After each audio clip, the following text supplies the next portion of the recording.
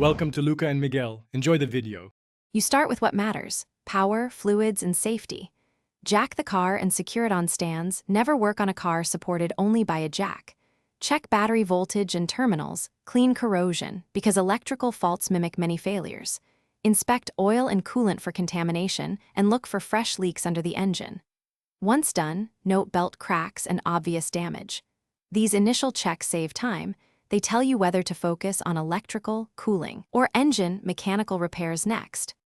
You remove components in a logical order, keeping fasteners labeled. Organization prevents reassembly headaches. Pull the air filter and spark plugs to assess combustion. Oil fouling, carbon, or wet plugs each mean different issues.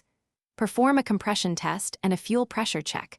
Write down numbers for every cylinder, because consistent readings confirm mechanical integrity, whereas one low cylinder points to a valve, ring, or head gasket problem. While you're in there, examine ignition coils, vacuum lines, and hoses. Replace anything brittle or leaking. You install replacements following service manual torque specs and sequences.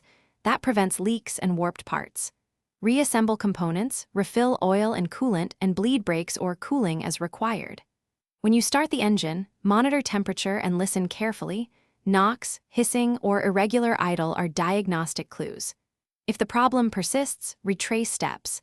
Double-check electrical connections, vacuum routing, and ground straps. Most lingering faults are loose connectors or pinched hoses. Troubleshooting tip: if intermittent symptoms occur, use a video or phone to record them while driving briefly for review. Thanks for watching and please subscribe. It's the best investment you'll ever make.